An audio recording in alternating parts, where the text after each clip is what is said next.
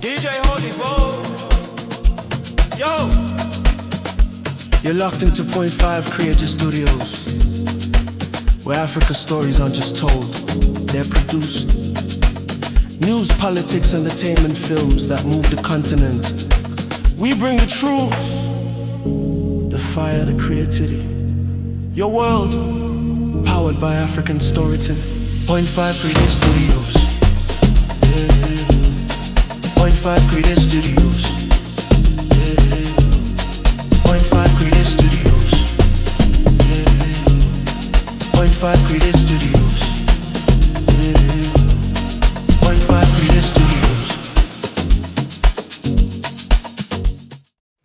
Greetings, and more greetings to you, good people. My name is DJ Holy, and welcome to Point 5 Creative Studios. Chitubu cha content, chitubu chisingapo, chitubu chinonwa nemunhu wese, chitubu chakavhenekwa chikaongororwa nana mazvikokota kunzi aiwaka. Chitubu ichi chine content iri healthy, content iri clean, content yakachena, yakakodzera kunge chikonsumwa nemunhu akaita kunge iwewe. Ndosaka uri panapa muzuva ranhasi. So if it's your first time here, dzvanya subscribe button and the notification bell so that you don't miss out on any exciting content uploaded. Asi kana wanga wagara uri mugaro wepanapa dango kutenda nekuita sei nokurumidza kubhadhara rent. Thank you very much for supporting Point 5 Creative Studios. Zvamanje manje ndiri kufamba nemashoko anyorwa naanti natete nehanzvadzi Fadzi Mahere. Zvamanje manje musikana haasi kumira, haasi kudzokera kumashure. Ingori nyaya yekuti gore rakunopera kudai, so vanhu ngatingodyisana chifumuro,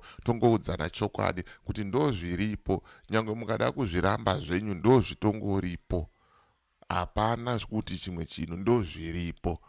Saka ndisingatambise nguva ndisati ndaverenga tsamba iri kumashure kwangu iyo, ndiri kuti kana une bhizimusi raunaro rauda kushambadzirwa, ndibate namba dzangu ndo dziri paskrini idzo. Kana une nyaya yaunayo yauda kuti ndifambire, ndibate futi pasame namba idzodzo. Tinofambira nyaya dzacho tisingatye, tisingavhunduke. Handitika zvikanzi nhasi dai mangoti vanhu vaende zvavo kumabasa, nokuti unity ichiri kure nemi. Munodzinga vanhu vakavhoterwa muparliament. Pakaipa.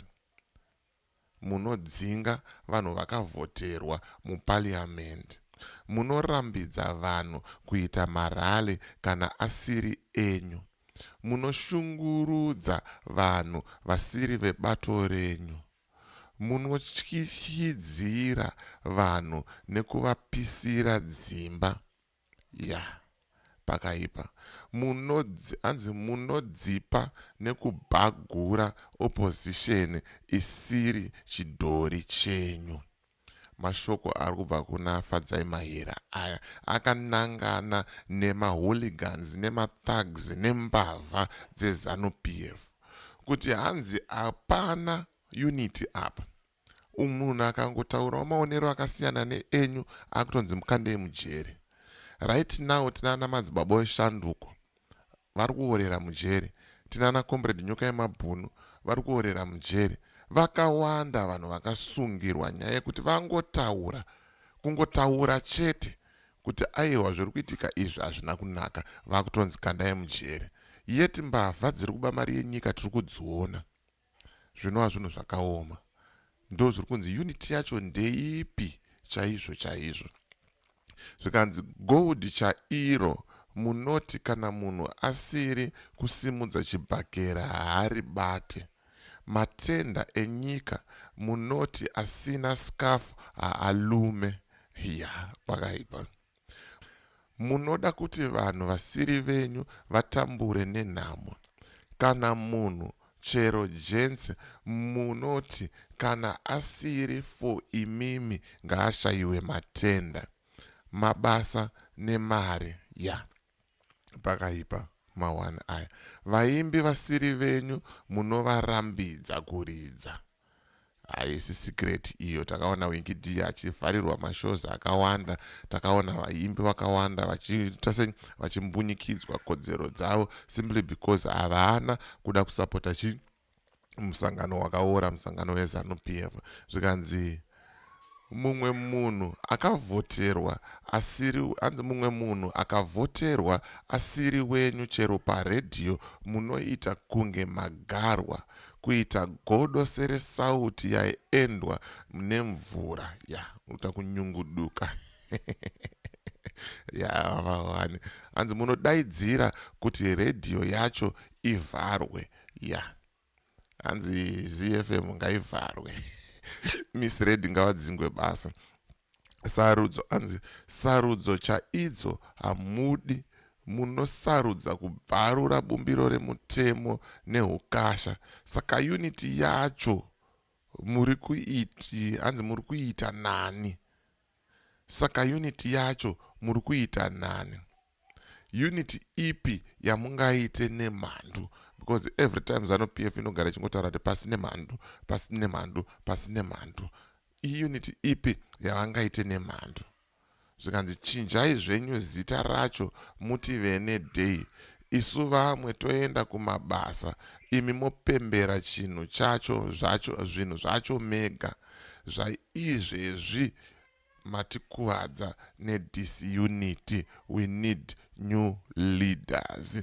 Ndo mashoko ari kutaurwa naadvocate Fadzi Mahere aitaura kuti murwero uyu hausiriwo hazvisiri izvo sandizvoba zviri kutaurwa zviri kuitwa nechi zviri kuitwa neZANU-PF zvikanzi hakuna munhu ari normal anopfeka scarf January to December kuchipisa kuchitonhora kuchinaya kuchiita sei anenge anayo scarf zvinoreva kuti scarf iyi ine zvayakatakura ine zviombe zvikanzi very true advocate zvikanzi ZANU-PF yakaora weduwe ZANU-PF iri kunhuhwa weduwe ZANU-PF igidzva weduwe mawani vanhu havasi kufara zvikanzi vabvunzei sisi ask them my sister zvikanzi I thought you resigned sisi pakaipa pakaipa mawana aya say it loud sisi unity iri one-sided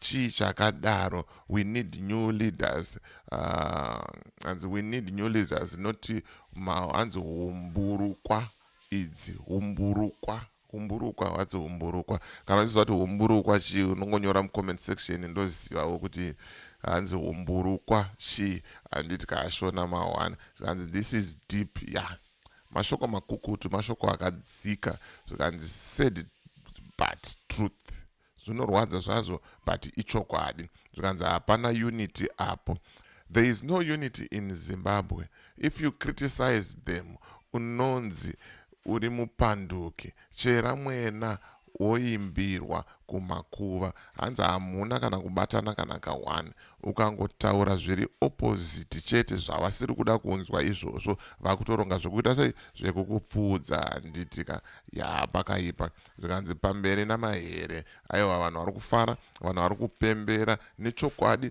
chataurwa naFadzi Mahere apa zvamanje manje ndonyaya yanga ndangoya nayo kuti ndikuratidzai kuti sisi Fadzi vari kupenga vari kupopota ende havasi kudzokera kumashure nyorawo zvaunofunga nezveunity day muzuva ranhasi kuti unoonawo sei pane unity here kana kuti hapana.